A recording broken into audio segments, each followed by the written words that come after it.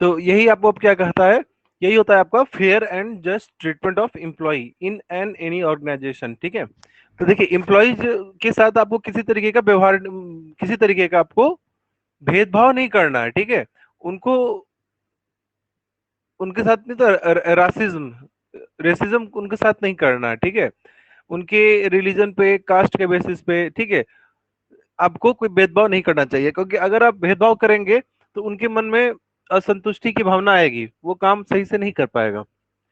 किसी भी कंपनी में जो एम्प्लॉय है वो, पहली बात है कि अपना मैक्सिमम एफर्ट, वो अपना मैक्सिमम मेहनत एफर्ट तब दे पाएंगे जब उनको, उनके साथ काइंडनेस, दया के साथ और जस्टिस के साथ, उनके साथ जस्टिस कीजिएगा, ईमानदारी से उनके साथ व्यवहार कीजिएगा। अगर जो मैनेजर है वो बायस्ड है, ठीक है, मैनेजर क्या है, बायस्ड है, मैनेजर अगर भेदभाव करता है, मैनेजर ने देखा अरे ये लड़की आती है तो मैनेजर बहुत खुश हो जाता है बैठ के, उसको वो काम भी नहीं करती, कुछ बोलता नहीं है, हम लोग जाते हैं तो हम लोग बिना बात के भी गाली सुन जाते हैं, इससे सर इसके साथ, इससे हम लोग इसको कॉपरेट नहीं करेंगे, इसको हेल्प नहीं करेंगे, सपोर्ट नहीं करेंगे।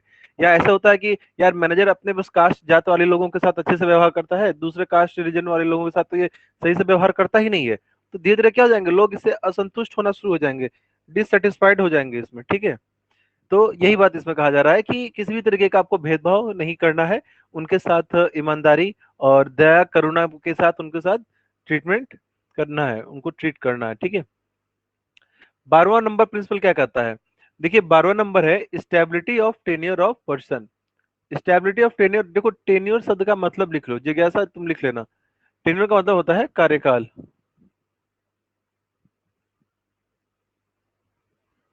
कार्यकाल का मतलब क्या होता है, देखिए कार्यकाल का मतलब होता है कोई भी आदमी जो काम करता है, ठीक है, उसका जॉब का टाइम पीरियड होता है, वो क्या होना चाहिए, उसमें स्टेबिलिटी होनी चाहिए। आपके यहाँ देखिए कोई भी आदमी अगर जॉब करने जाता है, वो यही चाहता है कि हम लंबे समय तक काम कर सकें। ठीक है, हम क्या कर सकें, लंबे समय तक काम कर सकें। अगर कोई आपका कंपनी ऑर्गेनाइजेशन ऐसा है कि आपके यहाँ कोई भी आदमी आता है, वो दो तीन तीन या एक हफ्ता या 2 महीना 4 महीने से ज्यादा टिक नहीं पाता है, उसे नौकरी से निकाल देते हैं आप। तो ऐसे में क्या कोई भी पर्सन आपके यहाँ काम करना पसंद करेगा, हाँ या ना, जिज्ञासा? तुम अगर मान लो तुम किसी ऐसे कंपनी में काम करोगे जहाँ पे तुमको 1-2 महीने में निकाल दिया जाएगा? सर वहाँ क्यों काम करूंगी तो। हाँ वही कर रहे हैं ना। ऐसे में क्या होगा कि उस कंपनी का रेपुटेशन भी क्या हो जाएगा, गड़बड़ हो जाएगा, फिर यहाँ कोई काम करना पसंद करेगा नहीं। ठीक है, और वही अगर तुम किसी कंपनी में जाती हो, वो बोलते हैं यार इस कंपनी में तो 4-5 साल तक, जब तक कोई बहुत बड़ा बात है ना, ये लोग निकालते नहीं है, बहुत अच्छे से ट्रीटमेंट करते हैं लोगों का, बहुत अच्छे से अच्छा पैसा भी मिलता है, तो ऑब्वियस बात है कोई भी आदमी, लोग वैसे ही जगह काम करना पसंद करेंगे। ठीक है, यही होता है तुम्हारा स्टेबिलिटी ऑफ टेन्योर।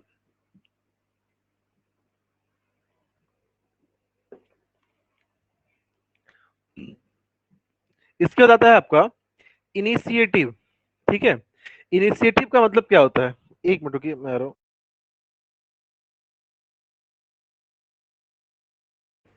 देखो इनिशिएटिव अगला प्रिंसिपल है। इनिशिएटिव का मतलब होता है कोई एक्शन लेना। ठीक है, खुद से कुछ इनिशिएटिव लेना, खुद से कुछ कार्य को करने के लिए करने जाना, पहल करना नहीं होता कि ये इसने इस चीज को करने के लिए पहल लिया। INITIATIV,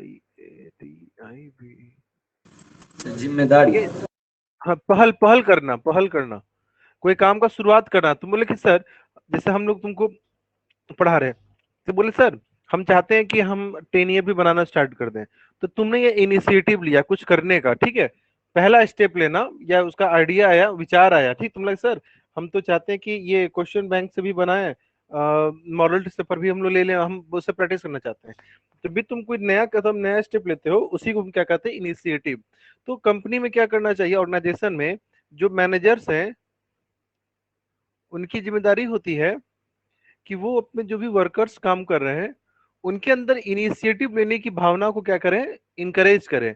जब भी कोई वर्कर कोई सजेशन लेकर आए कि सर क्या हम काम को इस तरीके से भी कर सकते हैं, मैं सोचा था सर काम को मैं इस मेथड को चेंज करूं, मुझे लग रहा था सर ये पुराना काम मेथड से फायदा नहीं हो रहा है, तो जब भी वो कोई इनिशिएटिव लिया, कोई नया बात लेकर आया, नया आइडिया लेकर आया, नया विचार लेकर आया, तो मैनेजर की रिस्पॉन्सिबिलिटी क्या होती है, उसको उसके उस बात को सुने, उसको अपॉर्चुनिटी दे, ठीक है, और अगर उसको सही लगे तो उसकी मेथड को अडॉप्ट कर ले। इससे क्या होता है ना कि जो वर्कर्स ऑर्गेनाइजेशन में काम कर रहे हैं उनको जॉब सेटिस्फैक्शन मिलता है, संतुष्टि होती है।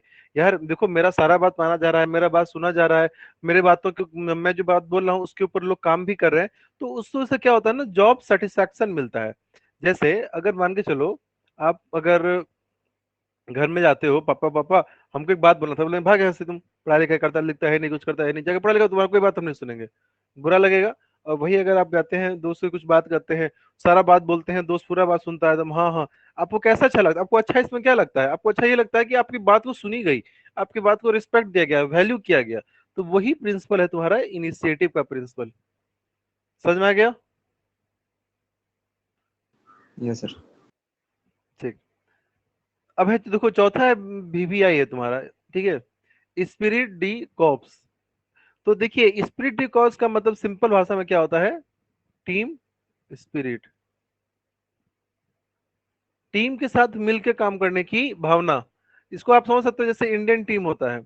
अगर मान लो कभी मैच हुआ, आईपीएल वगैरह का मैच हुआ या नॉर्मल मैच हुआ, बहुत बड़ा रन बन चुका, बहुत बड़ा स्कोर बना गया, एकदम 300 प्लस रन बनाना है, ठीक है, तो ऐसे केस में सारे टीम लोग मिलकर काम करते हैं। जो पहला ओपनर जाएगा वो आराम से खेलेगा, जो नॉन स्ट्राइक पर रहेगा वो एकदम मार्क मतलब फुल मतलब क्या करे, किसे बोले उसको वो एग्रेसिव होकर खेलेगा, ठीक है। तो दोनों मिलकर कोऑर्डिनेट होकर काम करते हैं। तो यही कर रहा है स्पिरिट टीम। स्पिरिट कॉप्स ये कहता है कि मैनेजर्स का ये काम है कि जो उनकी टीम होती है, देखिए जैसे आप बड़ी बड़ी कंपनियों में जाओगे ना काम करने के लिए, तो हर आदमी का अपना टीम होता है, एक टीम होते हैं, उसमें कुछ मेंबर्स रहेंगे, 4 5 6 10 लोगों का एक टीम होता है, और उन टीमों को मिलकर एक काम दिया जाता है करने के लिए, ठीक है। तो मैनेजर्स की जिम्मेदारी ये होती है कि अपने ऑर्गेनाइजेशन में वो टीम स्पिरिट की भावना, कि सारे लोग मिलकर काम करें, यूनिटी की भावना, हार्मनी की, कि कोई किसी को लेकर मन मुटाव नहीं हो, किसी के मन में कोई नेगेटिव नकारात्मक बात या तनाव वाला बात नहीं हो, यह चीज नहीं हो, ठीक है। और क्या हो? टीम स्पिरिट और यूनिटी, एकता की भावना हो। इस चीज को मैनेजर को क्या करना चाहिए? इनका प्रेरित करना चाहिए और इसको प्रमोट करना चाहिए, ठीक है। इससे क्या होता है? ऑर्गेनाइजेशन में कोऑर्डिनेशन आता है, ठीक है। और मैनेजर्स को ये भी मैनेजर्स को देखो, ये लाइन बड़ा इंपॉर्टेंट है, द मैनेजर शुड रेफर्स नहीं है ये, ठीक है, ये रिप्लेस है। The manager should replace I with we. ये नहीं बोलना कि मैं जीत गया, मेरा काम हो गया, मैं नहीं, हम सब। जब हम मैं की जगह पर हम बोलते हैं, हम बोलने में क्या होता है? आप अपने साथ जितने भी लोग हैं उनको, उनकी मेहनत को आप रिस्पेक्ट कर रहे हो, उनके कंट्रीब्यूशन को आप एक्नॉलेज कर रहे हो, ठीक है। तो यही बात होता है तुम्हारा स्पिरिट डी कॉर्प्स। तो ये देखो, ये हम लोगों ने 14 के 14 प्रिंसिपल्स ऑफ मैनेजमेंट हम लोगों ने हेनरी फ्योल के पढ़ लिए। जी कैसा? हेनरी फ्योल कौन था? हेनरी फ्योल को किस नाम से मतलब क्यों जाना जाता है? जी कैसा answer? Because he was the father of management. सब जगह ऐसा आंसर का लेट नहीं आना चाहिए, ठीक है, पढ़िए, पढ़ाई पे ध्यान दीजिए। Henry Fayol was father of management, ठीक है जी कैसा? Yes sir. चलिए अब देखो, ये तो थे हेनरी फ्योल। तो हेनरी फ्योल के साथ क्या था? हेनरी फ्योल तो फादर ऑफ मैनेजमेंट थे, लेकिन ये बहुत पहले आए थे, ठीक है। आप लोग को पता होगा, कोई भी नई चीजें जब जब कोई भी चीज नई बनती है, तो समय के साथ, टाइम पीरियड के साथ क्या होता है? उसमें सुधार अपग्रेड आता है, आता जाता है। अपग्रेड होता है, उसमें कुछ कमियां निकल के आती है, तो उसको सुधार किया था, उसका अपडेटेड वर्जन आता है, ठीक है। तो ये जो प्रिंसिपल ऑफ मैनेजमेंट था, इसका भी अपग्रेडेटेड वर्जन आया, किस रूप में? Scientific management by F.W. Taylor, ठीक है। तो देखिए, F.W. टेलर जी आए थे जो साइंटिफिक मैनेजमेंट दिया। अब ये देखिए, अब ऐसा साइंटिफिक मैनेजमेंट क्यों बोला जा रहा है? हेनरी फ्यूल ने जो प्रिंसिपल ऑफ जो मैनेजमेंट दिया, उसमें बहुत सी बातें थी जो साइंटिफिकली उतनी तरीके से काम नहीं कर रहे थे, ठीक है। और उसमें बहुत कुछ कुछ और भी पॉइंट्स थे जो कंसिडर करना था, जो वो नहीं कर पाए थे, ठीक है। तो F.W. टेलर ने उनके उस मैनेजमेंट में काफी तरह के सुधार किया और अपना खुद का एक एनालिसिस दिया, ठीक है।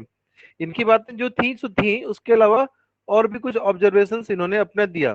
तो पहली बात है, देखिए, अगर तुमसे पूछेगा who is the father of modern management या साइंटिफिक मैनेजमेंट, पूछेगा एफ.डब्ल्यू. टेलर. FW. पूछेगा who is the father of simply management, पूछेगा, आपको हेनरी फ्यूल का नाम देना है. He is known as the father of scientific management. ठीक है, अब आ जाइए. टेलर ने टेलर की 4 प्रिंसिपल ऑफ साइंटिफिक मैनेजमेंट. इन्होंने 4 सिद्धांत दिए सबसे पहले. ठीक है, इनके 4 सिद्धांत थे किसके, साइंटिफिक मैनेजमेंट के, जो कि क्या क्या थे. पहला है science not rule of thumb. रिसु माइक ऑफ कर लेना, बहुत नॉइज आ रहा है.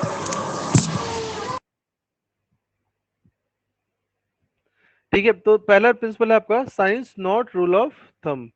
Not rule of for thumb नहीं है, नॉट रूल ऑफ थंब है. ठीक है, अच्छा, थंब अंगूठा कौन दिखाता है, जो अनपढ़ होते हैं. जैसे गांव में आप लोग देखे होंगे कि जब कोई साइन हुआ होता था तो उसमें लोगों का अंगूठा लिया जाता है. पढ़े लिखे लोग क्या करते हैं, साइन करते हैं अपना. ठीक है, जिनको पढ़ाई लिखाई का आइडिया नहीं होता है वो अपना अंगूठे का साइन देते हैं वो. ठीक है, तो साइंस होना चाहिए, नॉट रूल ऑफ थंब. तो ये प्रिंसिपल क्या कहता है, ये प्रिंसिपल ये कहता है कि किसी भी कंपनी में जितने भी काम किए जा रहे हैं, ठीक है, वो किसके ऊपर पे आधारित होने चाहिए, वो साइंटिफिक इंक्वायरी के बेसिस पे होने चाहिए, not on the basis of hit and miss method. तो hit and miss method, hit and trial method आप लोगों ने पढ़ा होगा ना, हिट एंड मिस मतलब कि, ये सब पढ़े. हाँ, तो देखिए, हिट एंड मिस का मतलब क्या होता है.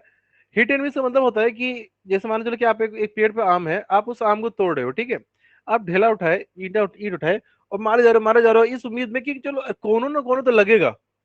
आप ये नहीं जान रहे हो कि मारने के लिए सही एंगल क्या होना चाहिए, सही पोजीशन क्या होना चाहिए, कितने जोर से फेंकना रहेगा. आप इतना कैलकुलेट नहीं कर रहे हो. आप उठा ले हाथ, पीटना शुरू कर दिए, पीटना शुरू कर दिए, पीटना शुरू कर दिए, पीटना शुरू कर दिए. आप ये उम्मीद में हो कि यार कोई ना कोई तो लग ही जाएगा, कोई ना कोई तो रह जाएगा. आप क्या करते हो कि आपने किसी आपने नया, आपको नया नया फोन मिला, आपने नया नया इंस्टाग्राम अकाउंट बनाया और लगे जितनी भी लड़कियां दिख रही हैं सबको फ्रेंड को, अरे कौन ना कौन तो एक्सेप्ट करे लेगी, इतने भी गंदे थोड़े दिखते हैं हम.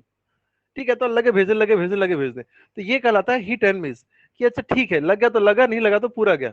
ऐसा नहीं होना चाहिए. ये किस पे बेस होना चाहिए, साइंटिफिक ऑब्जर्वेशन के बेसिस होना चाहिए. आप हमको अगर ये सिचुएशन मिला, उस सिचुएशन में मेरा क्या रिस्पॉन्स होना चाहिए, कि ठीक है, सिचुएशन को कैलकुलेट, देखो परिस्थिति क्या है, उसके बेसिस पे सबसे बेस्ट मेथड क्या रहेगा, उसका लॉजिकल क्या होगा, रीजनिंग क्या होगा, क्यों ऐसा किया जाए.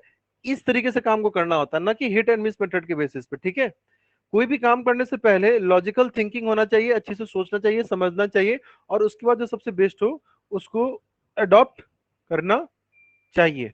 यही है तुम्हारा science not rule of thumb. दूसरा है तुम्हारा हार्मनी नॉट डिस्कॉर्ड. तो देखो, हार्मनी का मतलब होता है पीस, शांति, और डिस्कॉर्ड का मतलब होता है हल्ला.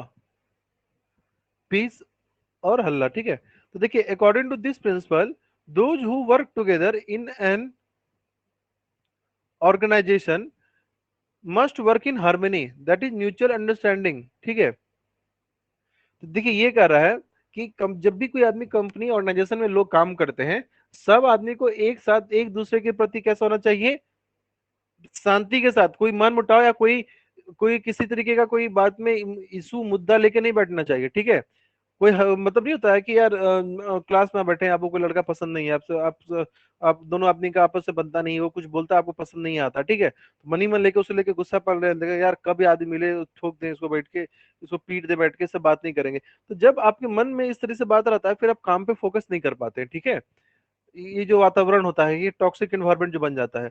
तो इन्होंने कहा था, एफ.डब्ल्यू. टेलर ने ये कहा कि वर्क प्लेस में शांति से काम तब भी हो सकता है जो लोग के मन में क्या हो, हार्मनी हो, इंस्टेड ऑफ डिस्कॉर्ड. ठीक है, जो भी वर्कर्स होने चाहिए वो आपस में एक दूसरे के राइवल बन के नहीं काम करने चाहिए, प्रतियोगी बन के काम नहीं करना चाहिए. जैसे बाहुबली मूवी में जो उनके दोनों बेटे थे, वो दोनों हार्मनी में काम नहीं करते थे, वो उनके मन में क्या था, डिस्कॉर्ड था. अमरेंद्र में तो नहीं था, जो उसका दूसरा भाई था उसके मन में था. ठीक है, डिस्कॉर्ड, इसलिए दोनों भल्लाल सहमति. देव. हाँ, भल्लाल देव, वाह, बहुत बढ़िया, भल्लाल देव.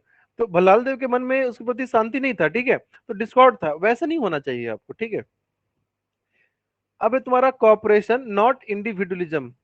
तो देखिए कॉपरेशन होना चाहिए, अकेले अकेले नहीं करना चाहिए। जैसे मान के चलो इस प्रिंसिपल को आप ऐसे समझो कि आप हैं और आपका भाई है या बहन है, ठीक है, दो लोग हैं, ठीक है, दो लोग हैं,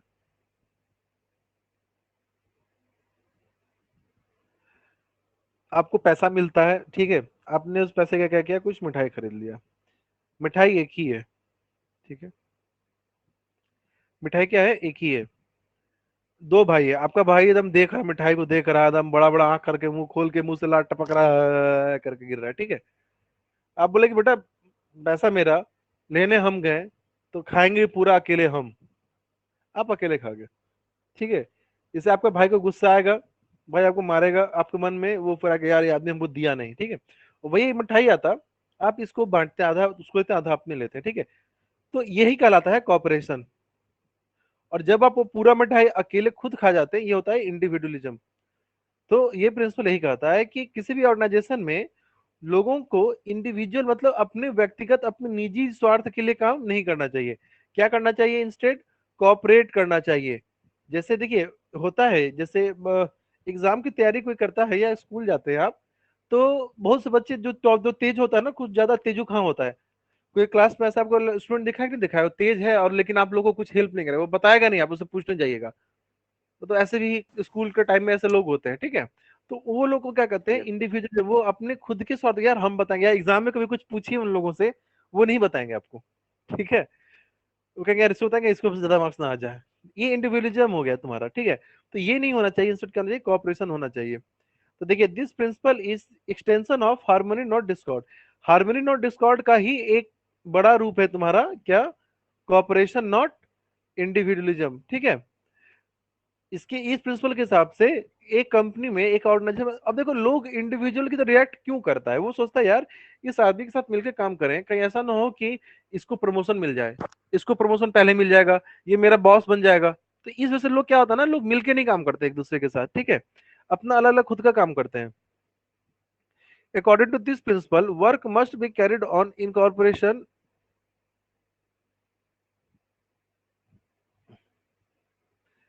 यार ये लोग बुक देख के लिखता है, कितना गलत लिखता है। रुकिए एक मिनट, यहाँ कुछ गड़बड़ी लग रहा है हमको। पीडीएफ कहाँ गया।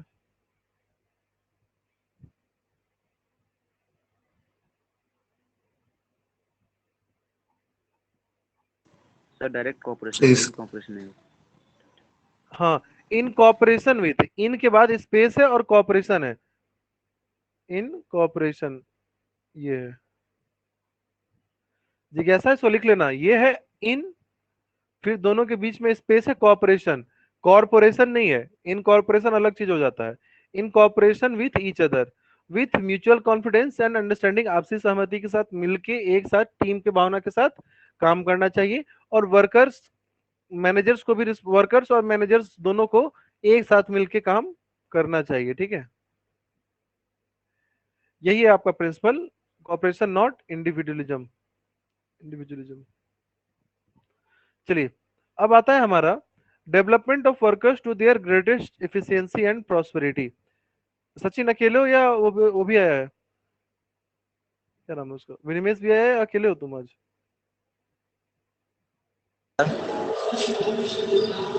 विनिमेश के साथ ही क्लास कर रहे हो क्या।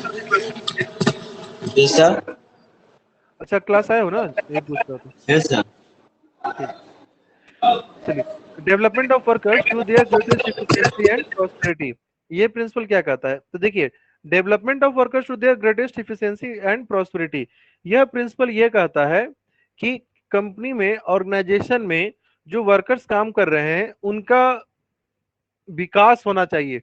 उनका अब वो आपके यहाँ काम करके वो इतना कुछ सीखे कि उनकी पोटेंशियल जो क्षमता होती है ना, पूरी क्षमता बाहर आ सके, तभी ना उनको खुशी रहेगा। जैसे मान के चलो जिज्ञासा, मान के चलो कि तुम मेरे कोचिंग में पढ़ने के लिए, तुम हमसे क्लास कर रही हो, अगर मैं तुमको ऐसा पढ़ाई पढ़ाऊं, ऐसा पढ़ाई पढ़ाऊं कि तुम फेल हो जाओ एग्जाम में, या तुम्हें बिल्कुल गंदा मार्क्स आए, तो ऐसे तुम्हें तो आप फिर दोबारा कभी आप ना मेरे पास किसी को भेजिएगा और मेरे बारे में चार जगह बोलिएगा कि कैसा पढ़ा था टीचर। तो और वही अगर मैं तुम्हें ऐसे पढ़ाऊं कि आप लोग सारे बीएससी के चैप्टर समझ जाओ, अपने मन से पॉइंट बनाना शुरू कर दो, अपने मन से पूरा मार्क्स लिख दो, आपको 90 मार्क्स आ जाए, 100 मार्क्स आ जाए, तो ये तब ना आपको लगेगा कि हम संतुष्ट हुए इनसे पढ़ के, इनके पास आके क्लास करके। तो ये प्रिंसिपल यही कहता है कि कंपनी में, एक ऑर्गेनाइजेशन में वर्कर्स जो लोग काम करते हैं, काम करके उनके अंदर उनका मैक्सिमम पोटेंशियल क्या होना चाहिए, बाहर आना चाहिए। ठीक है, तो यही प्रिंसिपल है आपका, development of workers to their greatest efficiency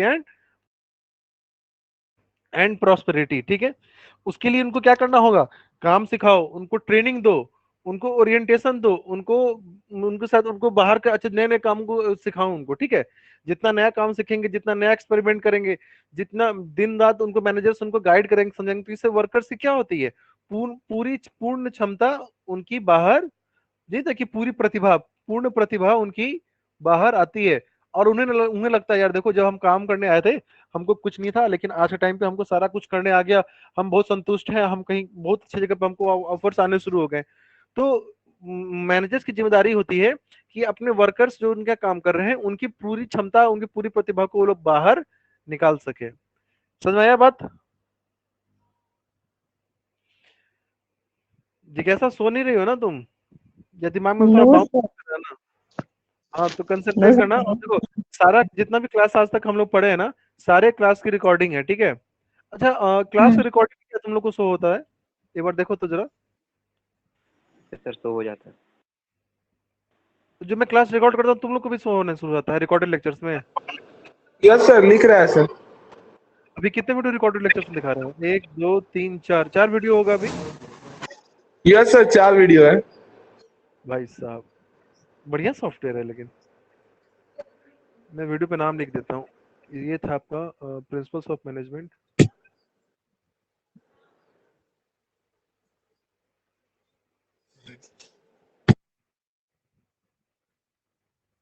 principles of management chapter के नाम के हिसाब से इसको अपडेट करना पड़ेगा।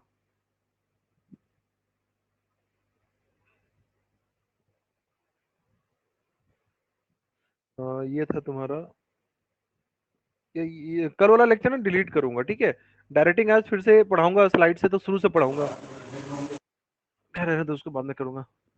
जिज्ञासा, तो ये सारा रिकॉर्डेड लेक्चर आपको, आप लोग के अकाउंट में शो होने लगेगा, जो भी पीडीएफ वगैरह से शो करोगा वो भी देना रहेगा। तो ये पूरा अरेंज कर दे रहा है, काफी अच्छा सॉफ्टवेयर है। 14 बच्चे एनरोल किए हुए हैं आप, आपका। सर ज्वाइन 5 ही। हाँ तो ये रिवीजन चलो तो समझ में आ भी रहा है, कम से कम शाम के लेक्चर में तो होना चाहिए। आज सबके गार्जियन को फोन करूंगा जो जो नहीं आया, आज क्लास लगाऊंगा। लात खाएंगे, थोपी खाएंगे तो सब अपने आप ज्वाइन करेंगे। चलिए, देखिए ऐसा थोड़ा ज्यादा हो रहा होगा तो बता देना, मैं रुक जाऊंगा। ठीक है, क्योंकि यहाँ पे आप पहली बार पढ़े हैं, बाकी सारे बच्चों ने पढ़ा हुआ टॉपिक, एक चौबे जी को भी छोड़ के। चौबे जी समझ में आ रहा है ना, कंटिन्यू करें ना आगे, थोड़ा दिमाग से ऊपर नहीं लग रहा है ना कि बहुत हो गया बात, नो मजा आ सर, रहा है ना नंबर पढ़ने में? कीजिए। ठीक। यस हाँ, क्या बोले, यस सर। कंटिन्यू करूँ ना, नया टॉपिक पढ़ा रहा हूँ फिर। Yes sir, yes sir, yes. ठीक, चलिए। तो ये था, देखो ये था तुम्हारा जो हम पढ़े थे, ये था प्रिंसिपल ऑफ साइंटिफिक मैनेजमेंट। याद रखना, नाम ध्यान से देखना, ये जो पढ़ रहे थे ये प्रिंसिपल था। पता है मैं यहाँ पे जब स्कूल में इंटरव्यू देने गया था, जैसे यहाँ पे भी 2 3 स्कूल से कॉल आया था, तो मैं गया। अब मुझे प्रिंसिपल की स्पेलिंग ही नहीं आ रही है। ठीक है, प्रिंसिपल में PRINCIPLE लिखूं, या PRINCIPINCIPAL, ये दो होता है ना, principle principle. Yes yes sir. Sir. To the principle, to the principle, अब बड़ा गंदा वाला कंफ्यूजन हो गया।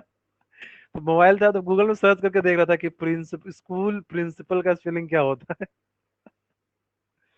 और वही वही, to the principle most humbly and respectfully I want to say that. तो बहुत ही अच्छा कंफ्यूजन हुआ था वहां पे। चलिए, अब आता है आपका साइंटिफिक टेक्निक्स। अब ये देखो, ये टेक्निक्स ऑफ मैनेजमेंट है, ये क्या है, टेक्निक है। और ये क्या था, प्रिंसिपल। तो 4 प्रिंसिपल होते हैं, लेकिन टेक्निक काफी ज्यादा है तुम्हारा। ठीक है, देख रही हो, एक इतना लंबा लंबा पेज भर भर के है। तो चलिए, अब है तुम्हारा फंक्शनल फॉर्मेनशिप। ये भी गलत स्पेलिंग है। ठीक है, अंशु, स्पेलिंग क्या है फॉर्मेनशिप का, FORE है ना?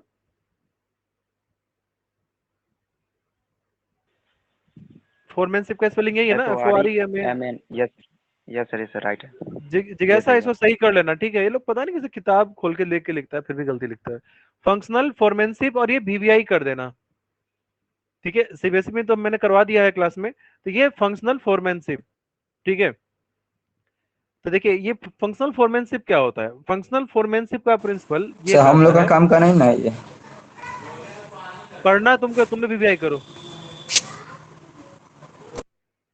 देखो ये जो तुम कर रहे हो ना, मैं पहली बात तुम लोगों को पढ़ाई का तरीका मैं समझाता हूँ। अभी जब मैं पढ़ा रहा हूँ, तो मैं आप लोग को एक एक टॉपिक समझा रहा हूँ। पढ़ाने टाइम पे मुझे ये बात से फर्क नहीं पड़ रहा है आप बिहार बोर्ड है सीबीएसई है, पहली बात ये समझो, ठीक है।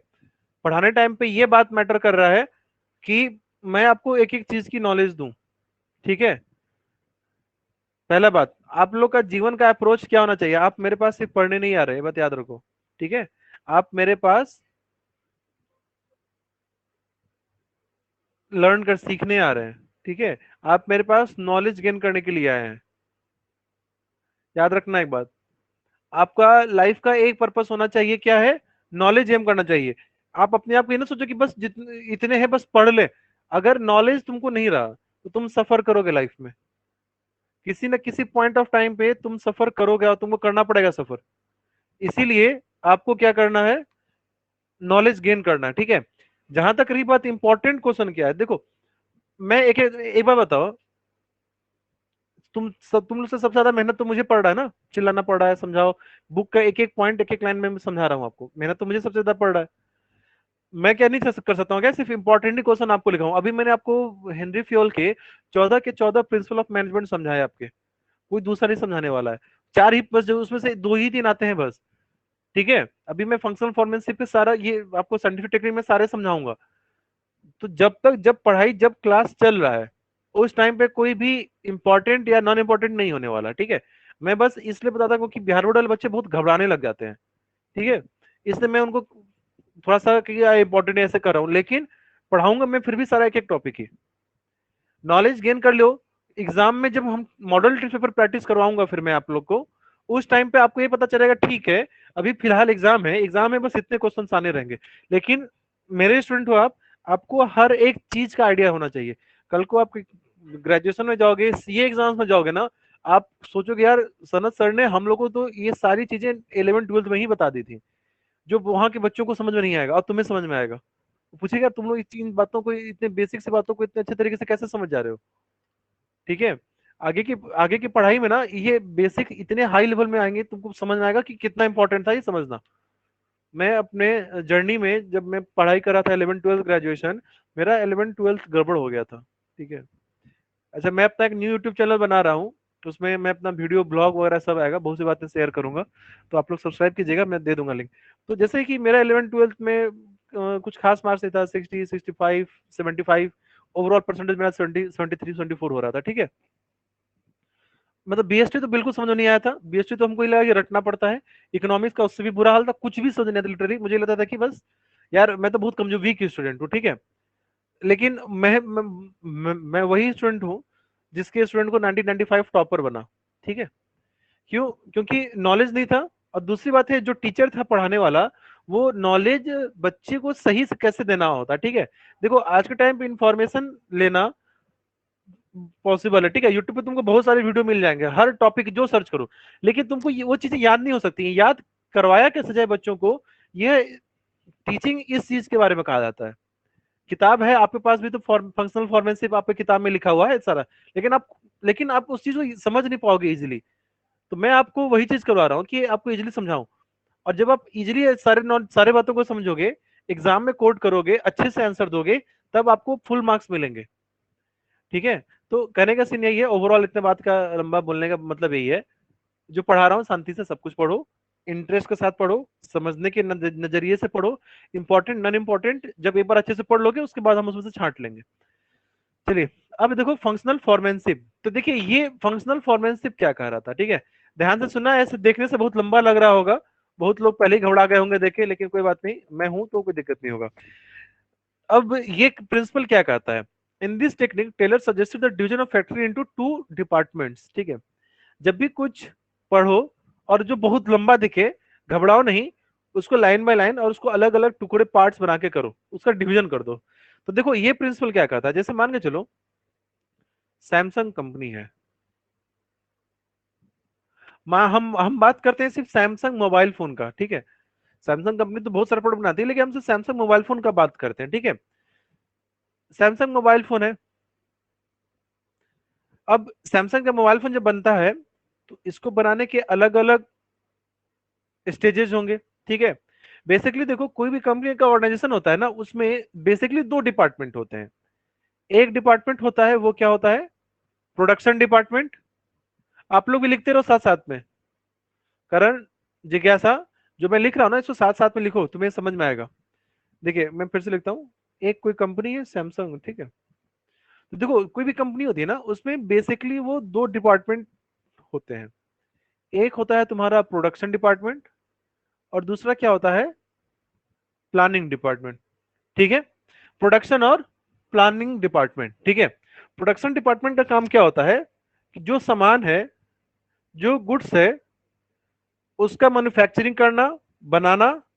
और दूसरा होता है प्लानिंग करना, कि प्लानिंग डिपार्टमेंट होता है, वो कंपनी का प्लान बनाता है कि हम हर साल कितने फोन बनाएंगे, कितने प्रोडक्ट बनाएंगे, नए प्रोडक्ट कैसे लॉन्च किए जाएंगे, ठीक है। इनका काम क्या होता है, कंपनी के प्रोसेस को, कंपनी का ऑर्गेनाइजेशन का जो भी रिसोर्स चल रहा है उसको मैनेज करना, ठीक है। तो हेनरी फ्यूल ने कहा, सॉरी एफ डब्ल्यू टेलर ने कहा कि कंपनी में फैक्ट्री जो होती है ना, उनको बेसिकली तुम दो डिवीजन में बांट दो अलग अलग, ठीक है। एक प्रोडक्शन डिपार्टमेंट, एक प्लानिंग डिपार्टमेंट, ठीक है। यहां तक बात समझ में आ गया कि यहां तक बात किया जा रहा है दो अलग अलग डिपार्टमेंट में बांटने का। As Taylor felt that workers must be free from the burden of planning. अब ये क्यों कह रहा है, अगर आप ऐसा नहीं करते, आप मान के चलिए एक ही डिपार्टमेंट है कंपनी में, प्रोडक्शन का भी काम वही करती है और प्लानिंग का भी काम वही करती है, तो उसमें जो लोग हैं उनके ऊपर में डबल बर्डन हो गया, दो बर्डन हो चुका हुआ है कि भाई अब आप प्रोडक्शन भी कीजिए, प्लानिंग भी कीजिए। कहने का मतलब वो तो ये इसी तरीके से बात होगी, जैसे आप अपने घर में देखिए, पापा है पैसा कमाते हैं ला के देते हैं, मम्मी है जो घर को मैनेज करती है, समझ रहे हैं बात। आप है, क्या आपको पैसे के बारे में, कमाने के बारे में चिंता करने की जरूरत है, करण आंसर दो। तो तुम फ्री हो ना, Yes. तुमको पैसे की चिंता Yes, के sir. बारे में नहीं सोचना है, तुमको खाना बनाने या सामान के बारे में नहीं सोचना है, तुमको बस शांति से एक टारगेट दिया गया क्या है, तुमको पढ़ाई करना है, ठीक है। तो अब ये देखो, पापा को भी, जब पापा आते हैं तो उनको क्या, पापा को खाना बनाने की चिंता होती है, मतलब होते हैं ऐसे एक्सेप्शन जिनके यहाँ उनकी वाइफ नहीं है, उनको करना पड़ता है लेकिन दिक्कत होता है। तो देखिए यहाँ पे क्या किया जा रहा है कि जब काम को हम दो अलग अलग डिपार्टमेंट में बांट दे रहे हैं, इससे क्या होता है ना कि, और दोनों काम को करने के लिए अलग अलग लोग रहेंगे, तो जो आदमी प्रोडक्शन के काम में लगा हुआ है उसको कोई चिंता नहीं है कि प्लान गोल अचीव हो रहे कि नहीं हो रहे हैं, टारगेट क्या होने चाहिए, उसको उसका काम ही नहीं है। वो आंख बंद करके सिर्फ और सिर्फ किस पे फोकस करेगा, प्रोडक्शन के प्रोसेस पे। और जो दूसरे डिपार्टमेंट है, जो प्लानिंग के लोग हैं, उनका काम क्या रहेगा, कंपनी को प्लान बनाना, मैनेज करना, देखना, चेक करना, रिसोर्सेज का अरेंजमेंट करवाना, फ्री है। तो ऐसे देखिए दोनों आदमी को अपने अपने काम में फ्री है, उनको दूसरे काम का टेंशन नहीं है, तो ऐसे काम पे वो काम पे ज्यादा फोकस कर पाते हैं, और उनके ऊपर से जो बर्डन है ना, एक्स्ट्रा बर्डन है काम का, वो खत्म होता है, ठीक है। तो देखिए ये वीवीआई क्यों मैंने बताया, जो साइंटिफिक टेक्निक ऑफ टेलर है सीबीएसई में, तो ये हर हाल में इंपॉर्टेंट है, ठीक है। अब ये इंपॉर्टेंट बेसिकली क्यों होता है, बिहार बोर्ड में भी इंपॉर्टेंट होता है इसका। साइंटिफिक टेक्निक तुम्हारे जितने भी हैं, हर साइंटिफिक मेथड अपने आप में एक 5 मार्क का क्वेश्चन बन सकता है। हर कोई भी एक साइंटिफिक मेथड को तुमसे पूछ देगा, साइंटिफिक टेक्निक को, और वो कैपेबल है 5 मार्क का वो, ठीक है। फंक्शनल फॉर्मेट भी आएगा 5 मार्क के अंदर में आएगा, 4 5 ऐसे ही करके रहेगा ये। इसीलिए बहुत अच्छे से समझना है इस टॉपिक को, ठीक है।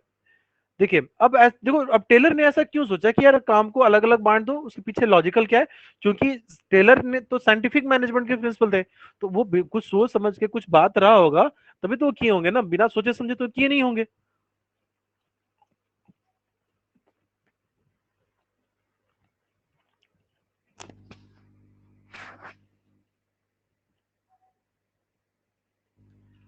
एक मिनट।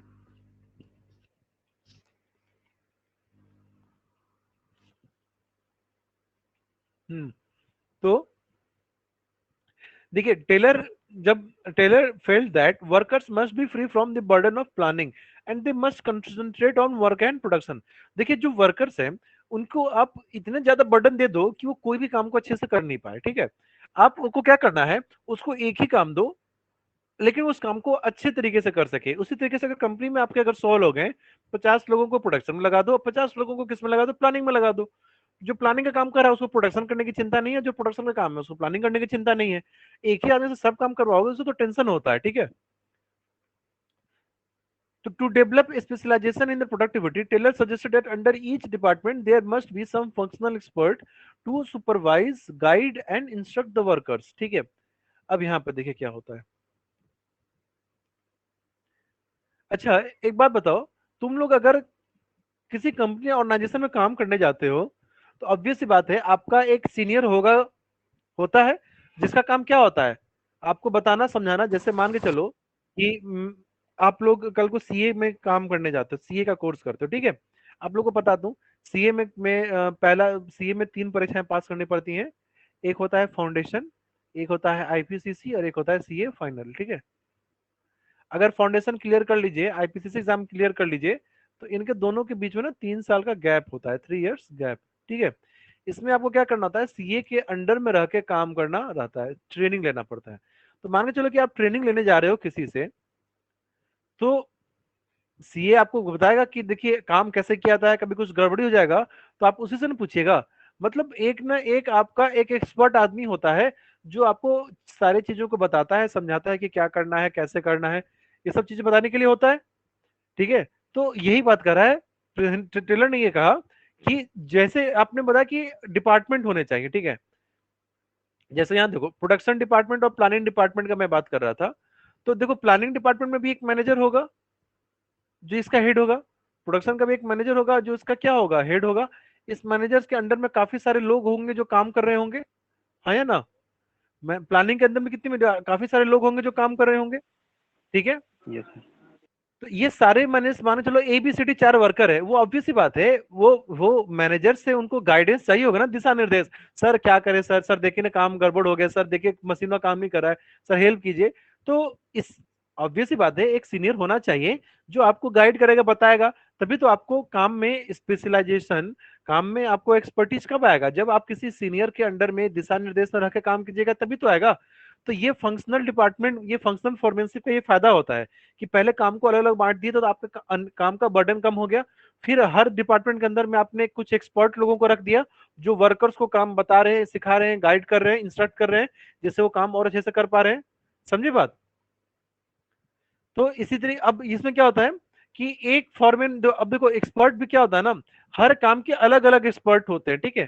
तो इस तरीके से टोटल कितने स्पेशलिस्ट होने चाहिए, कम से कम कंपनी में 8 स्पेशलिस्ट होने चाहिए, अलग अलग तरह के स्पेशलिस्ट होने चाहिए जो वर्कर्स मैनेजर्स को गाइड करें, बताएं, समझाएं, ठीक है। ये बात ही तुम्हारा फंक्शनल फॉर्मेनशिप के अंदर आता है। क्या हुआ, थोड़ा बाउंस कर गया क्या, क्या समझ में आया, जिज्ञासा समझ में पा रही हो, अमन अमन कर रहा हूँ, करण समझ पा रहे हो, समझे पॉइंट।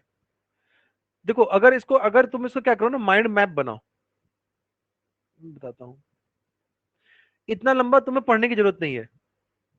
इसमें मुझे बता कि इसमें पॉइंट क्या क्या आया था, पॉइंट क्योंकि बात क्या क्या था, पॉइंट था क्या कि 2 पहले 2 डिपार्टमेंट। डिपार्टमेंट बनाइए। पहले सिंपल देखो, ऐसे समझो, इतना कहानी समझो नहीं है, उसका समझ 2 डिपार्टमेंट। इसका फायदा क्या होगा, इससे बर्डन कम होगा, ठीक है। बर्डन कम हो गया। तब ये 2 बात का लॉजिकल समझ में आ गया कि हर 2 वर्ड बनाना है। दोनों का नाम क्या था, प्लानिंग और प्रोडक्शन, ठीक है। पहला पार्ट में हम लोग इसी चीज को पढ़ रहे थे, क्लियर है आप लोग को। सेकेंड पार्ट में क्या कर रहा था, सेकेंड पार्ट कर रहा था क्या कि आपको हर काम का एक्सपर्ट हो, एक्सपर्ट फॉर ईच वर्क। और ये एक्सपर्ट क्या करेंगे, वर्कर्स को गाइड करेंगे, समझाएंगे। इससे फायदा क्या होगा, इससे फायदा होगा कि वर्कर्स के अंदर क्या आएगा, काम को लेके स्पेशलाइजेशन आएगा, वो उस काम में एक्सपर्ट बन जाएंगे। समझे बात। ये था दूसरा पार्ट। तीसरा पार्ट क्या था कि टोटल कम से कम कितने स्पेशलिस्ट होने चाहिए, 8 हो गया। तुमको क्या इतना रटने का जरूरत नहीं है। अब तुम क्या करना, ये जो 3 4 5 6 पॉइंट जो भी आया, इस पॉइंट को 2 2 लाइन उनके बारे में लिख देना, तो ना पूरा 5 पेज 6 पेज 7 8 8 10 पेज ऐसे ही भर दोगे। समझे बात। ये इसको कहते हैं माइंड मैपिंग टेक्निक। समराइज करो कि अच्छा मेन सर ये लास्ट में 8 ये टोटल 8 स्पेशलिस्ट होने चाहिए कम से कम। आप लोग के बुक में नाम भी दिया होगा 8 स्पेशलिस्ट का, गैंग लीडर या बुक देखो ना, बुक में दिया है तुमको। यस सर, मतलब मैक्सिमम 8 गैंग बॉस हाँ, गैंग बॉस, रिपेयरमैन, इंस्पेक्टर, पता नहीं क्या क्या है, इस तरीके से तो उतना डिटेल में जाने की जरूरत नहीं है, ठीक है। इतने से भी काम आपका हो जाएगा। अगर उतना याद कर लो, डायग्राम बना दो साथ में, तब तो भाई टॉपर बन जाओगे, रैंक आ जाएगा तुम्हारा। फिर तो इंस्टीट्यूट वाले तुमको उठा के लेके चल जाएंगे, कहेंगे चलो मेरे यहाँ चलो, ठीक है।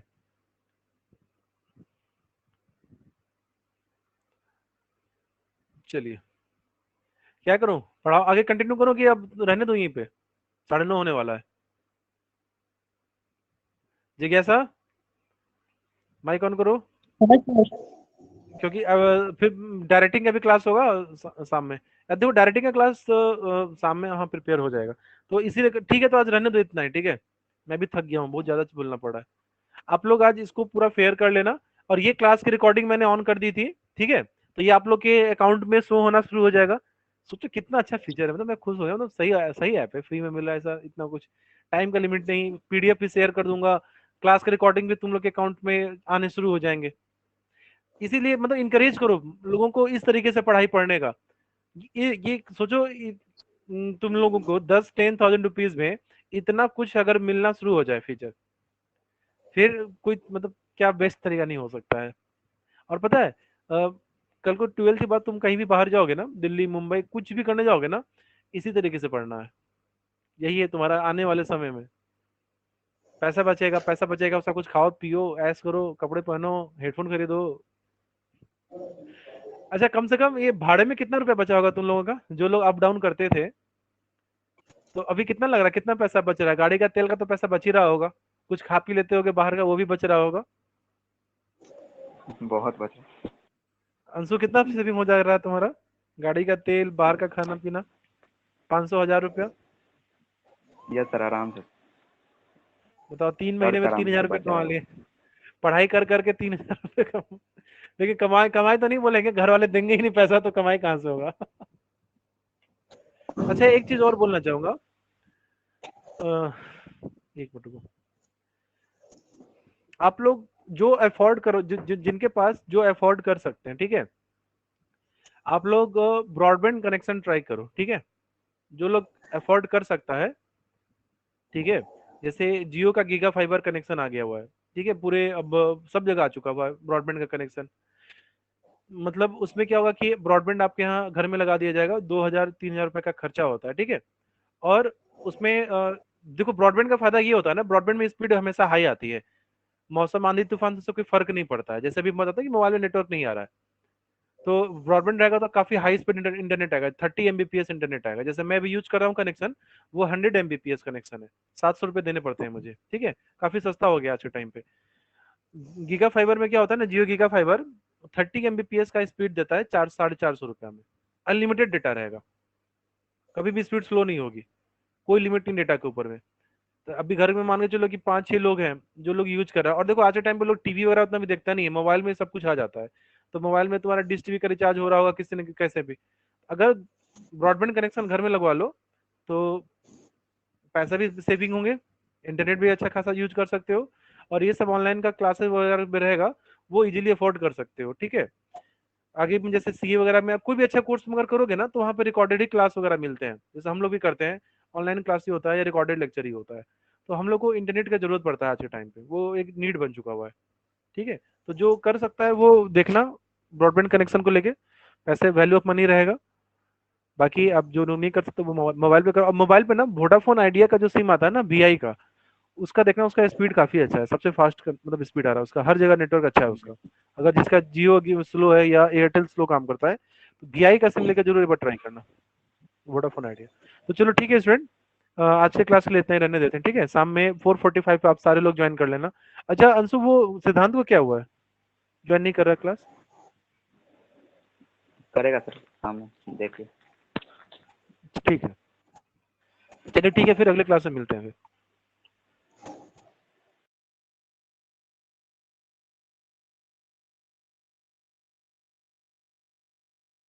Okay okay bye.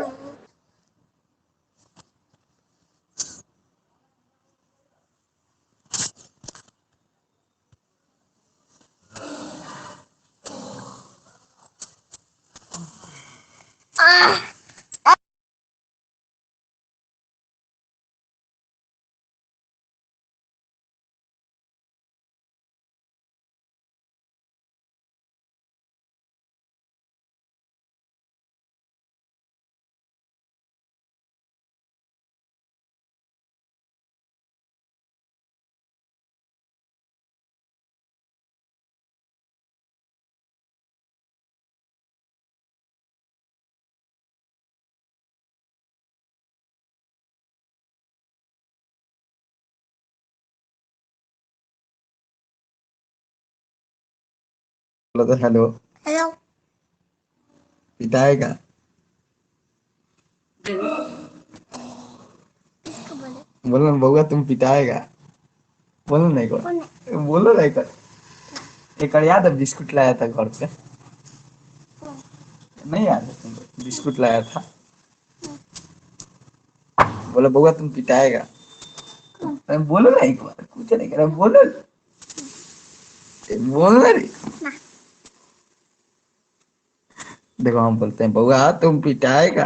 भाग गया। भाग गया? तुम बोलो बोला तुम पिटाई।